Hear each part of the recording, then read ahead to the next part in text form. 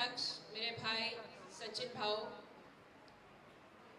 आपके लोकप्रिय कार्य सम्राट आमदार श्री आरिफ नसीम खान जी, यहाँ उपस्थित अब्बास कॉन्ट्रैक्टर जी, शरीफ भाई, गौस भाई, शरद पवार जी, जावकर जी, हमारी महिला कांग्रेस की अध्यक्षा प्रियतमा सावंत जी, मनचंदा जी, मंच पर उपस्थित सभी कांग्रेस और राष्ट्रवादी कांग्रेस के पदाधिकारी, महिला, युवा, सेवा दल, सभी सेल्स के मेंबर्स और पदाधिकारी और मेरे प्यारे भाइयों और बहनों, आज ऐसा लग रहा है कि एक विक्ट्री का जश्न है। ऐसा नहीं लग रहा है कि कार्यकर्ता का मिलावा है।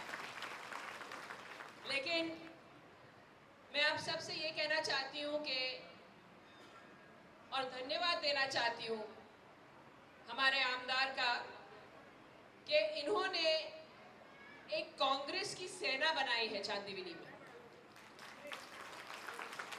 और इस सेना की ताकत हम जमीन पे देखेंगे, चुनाव के दिन देखेंगे और जब जीत कर आएंगे फिर देखेंगे।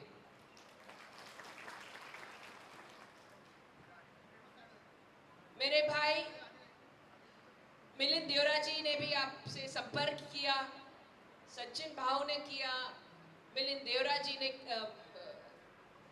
नसीम भाई ने किया। आप सबको ये समझाया कि क्या मुद्दे हमें लोगों तक पहुंचाने चाहिए। ये हमें समझना बहुत जरूरी होगा कि इन 5 सालों में इस सरकार ने क्या किया है। मैं कहूंगी कि क्या नहीं किया। मैं आप सबसे पूछना चाहती हूं कि आपकी जिंदगी में कोई अच्छे दिन आए? इन 5 सालों में किसी की जिंदगी में कोई अच्छे दिन आए?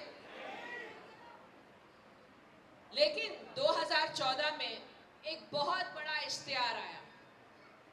एक, मैं समझती हूँ जैसे हम टीवी पे एडवर्टाइजमेंट देखते हैं कि कोई एक प्रोडक्ट, आप समझिए पतंजलि का शैम्पू कोई बेच रहा हो, बहुत अच्छा लगता है जब आप प्रोडक्ट देखें, क्योंकि इश्तिहार इतना बढ़िया होता है और हम समझते चलिए हम ट्राई कर लेते हैं। और यही 2014 में हुआ। बहुत बड़े बड़े इश्तिहार आए, लोगों तक पहुंचा, उन्होंने झूठे झूठे चीजें बताई, बड़े बड़े सपने दिखाए और इन्होंने ये प्रोडक्ट बेचा। और प्रोडक्ट का नाम क्या था? मोदी।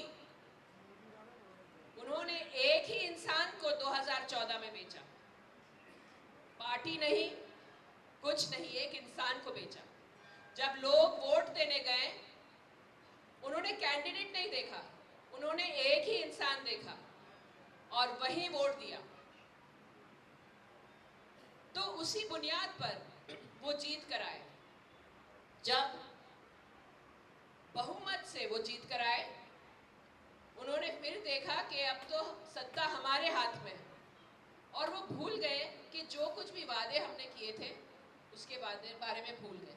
तो जब हमने पैकेज खोला, वो पैकेज में कुछ अलग ही था। तो झूठ की बुनियाद पर अगर कोई जीत कर आता है, कभी ना कभी उनको मार भी पड़ती है, और वही मार 29 अप्रैल को इस सरकार को पड़ेगी, इस जनता से।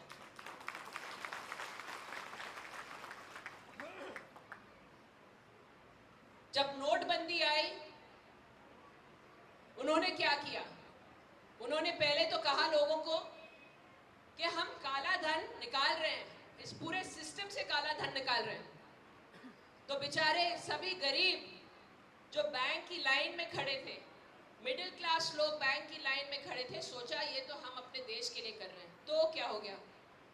2 दिन हमारे घर में चूल्हे नहीं जलेंगे, लेकिन ये हम अपने देश के लिए कर रहे हैं। फिर पता चला कि काला धन था ही नहीं, तो उनको क्या मिला? जो गरीब के घर से पूंजी मिली, उन्होंने उस पूंजी को खत्म किया। क्या वो काला धन था कि उनकी रोजी रोटी थी? तो डीमोनेटाइजेशन ने, नोटबंदी ने सिर्फ गरीबों को ही मारा है। आपने देखा कोई अरबपति, कोई अमीर आदमी लाइन में खड़ा है जो लाइन में खड़े होके मर गया? नहीं। जीएसटी ने सब कारोबार खत्म कर दिए, छोटे छोटे कारोबार खत्म कर दिए, छोटे छोटे बिजनेसेस खत्म कर दिए, रोजगार खत्म हो गया इस देश से। आज 40 साल में बेरोजगारी सबसे ऊंचाई पे है इस देश में। तो जब हम विकास की बात करते हैं, मैं आप सबसे कहना चाहती हूं कि इन 5 सालों में हमने कोई विकास नहीं देखा, सिर्फ और वायदे देखे और सपने दिखाने का काम कर रहे हैं ये। लेकिन अब जनता समझदार हो गई और यही हमें जाके उन्हें समझाना है। आप सब हमारी ताकत है, हमारे कार्यकर्ता हैं, राष्ट्रवादी कांग्रेस के भी हैं, हमारे कांग्रेस पार्टी के भी हैं, और आप सब सक्षम कार्यकर्ता हैं। जैसे नसीम भाई ने कहा, हर ब्लॉक लेवल कार्यकर्ता ब्लॉक लीडर है, आप सब लीडर हैं। और लीडर की हैसियत से आपको प्रिया दत्त बनकर, राहुल गांधी बनकर, शरद पवार जी बनकर लोगों के बीच जाना है, उनको समझाना है कि ये गवर्नमेंट ने 5 साल क्या किया है, उनको समझाना है कि जब हम आए सत्ता पे हम क्या करेंगे। हमारा मैनिफेस्टो एक बहुत उम्दा मैनिफेस्टो है। राहुल जी ने बहुत प्रयास किया है कि जब वो एक मैनिफेस्टो बनाए, ये मैनिफेस्टो एक जमीनी लोगों के साथ बात करके एक लोगों की मैनिफेस्टो है ये। उन्होंने महिलाओं से बात किया है, युवाओं से बात किया है। मैं समझती हूँ कि ये हमें लोगों तक पहुंचाना है। 2014 में हमारे से यही चूक हुई। हम 10 साल जब सत्ता में थे, बहुत कुछ किया था हमने। सबसे ज्यादा जो योजनाएं थी लोगों के हित में, गरीबों के हित में, वो यूपीए सरकार लाई थी, लेकिन हम लोगों तक उसे पहुंचा नहीं पाए, बता नहीं पाए कि हमने कितना काम किया है। ये चूक इस बार नहीं होनी चाहिए हमसे। तो मैं यही आश्वासन लेना चाहती हूँ हमारे सभी यहाँ परिवारजन से कि इस बार ये इलेक्शन लड़ेंगे जैसे हम सब इलेक्शन लड़ रहे हैं। ये प्रिया दत्त का इलेक्शन नहीं है, ये आप सब का इलेक्शन है और आप सब हमारी ताकत है।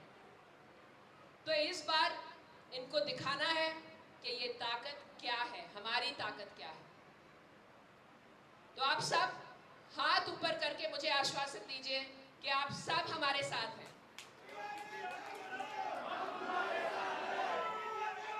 बहुत बहुत धन्यवाद।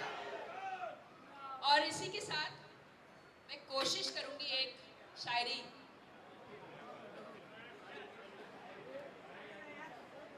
मैंने बहुत ढूंढ के निकाली है।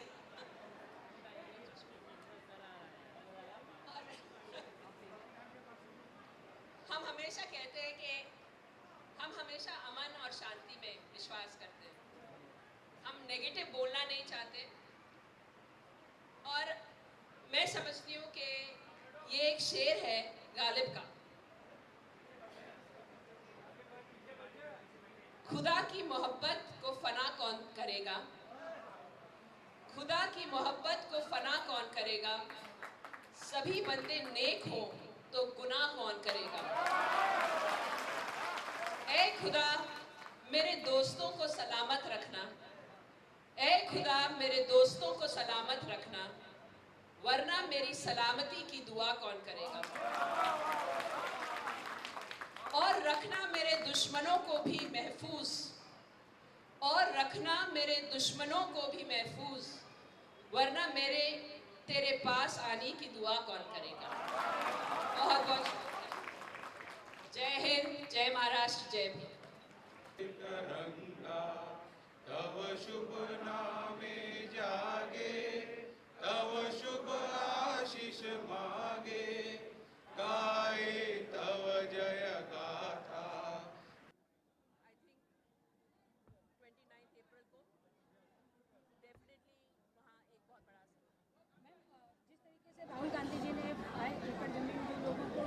500 जो ज़मीन देने की बात की है लोगों के लिए, वहाँ पर भी काफ़ी विरोध उसके पीछे चल रहा है। लोग काफ़ी उसका विरोध कर रहे हैं कि इस तरीके की चीज़ें मुंबई जैसे शहर में पॉसिबल नहीं है। ये कांग्रेस जो है अपने जीतने के लिए इस तरीके की मन में लोगों के इच्छा डाल रही है। देखिए, पहले तो कांग्रेस ने कभी, आप अगर हिस्ट्री भी देखें, कांग्रेस ने कभी ऐसे वायदे नहीं किए हैं जो वो फुलफिल नहीं कर सकती। और इसका सबसे बड़ा एग्जाम्पल है राजस्थान और छत्तीसगढ़ में, जहां उन्होंने कहा था कि फार्म वेवर होगा। लोग तब भी उनको यही कहा था कि कैसे होगा, लेकिन 3 दिन में उन्होंने करा के दिया। तो जो कुछ भी वो वायदे कर रहे हैं, अगर हम हमारे मैनिफेस्टो भी देखें, एक कंसल्टेशन के साथ हुई है। कंसल्टेशन, लोगों के विचार इस मैनिफेस्टो में, एक्सपर्ट्स के विचार इस मैनिफेस्टो में, और तभी जाके मैनिफेस्टो बनाए। प्रिया मैम, काफ़ी लोग इस समय जब चुनाव का वक्त आएगा तो छुट्टी मनाने के भी विचार में है, क्योंकि काफ़ी बच्चों की छुट्टी के समय, तो इस तरीके से अगर वोटिंग नहीं होती है तो कितना नुकसान देशवासियों के लिए भी हो सकता है। देखिए, मैं हमेशा लोगों को यही कहती हूँ कि ये उनका सबसे बड़ा हक है लोकतंत्र में, और लोगों को इसको बहुत सीरियसली लेना चाहिए। और मैं दरख्वास्त करूँगी हर सिटीज़न को कि उन्हें वोटिंग करने आना चाहिए और बड़ी तादाद में निकलना चाहिए वोटिंग। प्रिया मैम किस तरीके से लोगों के बीच जा रही है और उनका मन लोगों से किस तरीके से जोड़ने का, और उनके लिए क्या विचार लेकर चलती है? देखिए, मैं लोगों से मिल रही हूँ, छोटी छोटी मीटिंग्स हम कर रहे हैं, एक संपर्क बना रहे हैं लोगों से, जहाँ मैं अपनी बात निकालती हूँ। इंटरैक्टिव सेशंस हो रहे हैं मीटिंग्स में, और हम बहुत बड़े बड़े सभाएं ने अभी नहीं कर रहे हैं, लेकिन छोटी मीटिंग जहाँ हम लोगों के विचार भी सुन सकते हैं। और आई थिंक वो बहुत ज़रूरी है, क्योंकि हमें भी पता चलता है कि एक मूड क्या है लोगों का। और मैं समझती हूँ कि हमारे प्रति आई थिंक एक बहुत प्यार और बहुत मोहब्बत है लोगों में। वो कंपेयर भी करना शुरू कर दिया उन्होंने कि इसके पहले जब यूपीए सरकार थी, हमें क्या मिल रहा था, क्या बेनिफिट्स मिल रहे थे, हमारी ज़िंदगी कितनी बेहतर थी तब, और इन 5 सालों में क्या हुआ। प्रिया जी, चांदीवली कॉन्स्टिट्यूएंसी आज आप आई है यहाँ पर, जिस तरह से लोगों का प्यार मिल रहा है आपको, कितना निश्चिंत है चांदीवली के? चांदीवली हमेशा निश्चित है, और हमेशा मुझे चांदीवली से लीड मिली है, और इस बार और भी बड़ी लीड मिलेगी। मैम, जीत का मार्जिन कितना रहेगा 20 में? नहीं, मैं ये कभी प्रिडिक्ट नहीं करती हूँ। ये हर इलेक्शन एक चुनौती है, हर इलेक्शन टफ है, हमें बहुत काम करना पड़ता है, और पूरी कोशिश करनी पड़ती है कि हमें एक अच्छा मार्जिन मिले और हमारी जीत हो। आई थिंक ये इलेक्शन, देखें, ये बड़े मार्जिन छोटे मार्जिन का नहीं है, ये इलेक्शन इस देश के लिए बहुत महत्वपूर्ण है। तो हमारे सब के लिए ये एक लड़ाई है जो हम लड़ रहे हैं। मैम, जिस हिसाब से नसीम जी का कैंपेन चल रहा है बूथ वाइज, तो आपका मार्जिन में भी बढ़ेगा ही, जैसे कि हर Definitely. बूथ वाइज जा रहे हैं। बिल्कुल। उनकी तैयारी इतनी अच्छी चल रही है जी। कि आपका मार्जिन बढ़ने की बहुत चांस है, तो उसके बारे में हम लोग थोड़ा आई थिंक नसीम भाई हमेशा बहुत ऑर्गेनाइज है। आप अगर उनका सेटअप देखें तो वो पूरे उनके कार्यकर्ता, जैसे मैंने कहा कि उन्होंने एक सेना बनाई है इधर, कांग्रेस पार्टी की एक सेना, और जब भी ज़रूरत पड़े वो सेना खड़ी होती है काम के लिए। तो आई थिंक ये देखना बहुत ज़रूरी है, और रेप्लिकेट करना बहुत ज़रूरी है हर क्षेत्र में, एंड आई थिंक वही हमारा बेस है और वही हमारी ताकत है। नसीम सर, क्या कहेंगे, बीजेपी सरकार ने एक तरीके से ये दावा किया कि 2019 में वो चुन कर आते हैं तो इसके बाद देश में इलेक्शन नहीं होगा, इस तरीके की चीज़ें उनकी तरफ देखिए, से चल रही हैं। 2014 में भी बहुत सारे दावे भारतीय जनता पार्टी और नरेंद्र मोदी जी और बीजेपी के नेताओं ने किया था। लोग उनके बहकावे में आए, अच्छे दिन की ख्वाब दिखाया, बेरोजगारों की बात की, महंगाई ख़त्म करने की बात की, देश की सुरक्षा की बात की, देश को प्रगति की राह पर ले जाने की बात की, सबका साथ सबका विकास का नारा दिया। आप बताएं कि पिछले 5 साल में ये बीजेपी के नेताओं को और देश के प्रधानमंत्री नरेंद्र मोदी जी को देश को बताना चाहिए कि पिछले 5 साल में कितने वादे उन्होंने पूरे किए। देश बर्बादी के कागार पर खड़ा हो गया है, सीमा की सुरक्षाएं हमारी खतरे में पड़ गई हैं, बेरोजगारी बढ़ गई है, महंगाई बढ़ गई है, आज लोग तरह तरह कर रहे हैं। तो इस चुनाव के अंदर आप देखेंगे कि पूरे देश का वातावरण एकदम बदला हुआ है और देश मोदी सरकार से छुटकारा पाना चाहता है, ये आम लोगों की धारणा है। 2019 का चुनाव सर कितना महत्वपूर्ण है देशवासियों के लिए? बिल्कुल बहुत महत्वपूर्ण है, क्योंकि जिस तरह से भावनाओं में बह के 2014 में एक ऐसे इंसान के हाथ में लोगों ने देश दे दिया था जिसने इस देश को बर्बाद किया है एक तरह से। तो आज इस देश के संविधान को बचाने का समय है, देश की एकता और अखंडता को बचाने का समय है, देश में महंगाई खत्म करने वाली सरकार को लाने का समय है। देश के युवाओं के हाथ में बेहतर रोजगार देने वाली सरकार चुनकर लाने का समय है। तो बहुत अहम चुनाव है ये लोकसभा का, और हमारे खास करके युवक, महिलाएं, बहनें और देश में सभी जात और धर्म और समाज के मानने वाले लोग सारे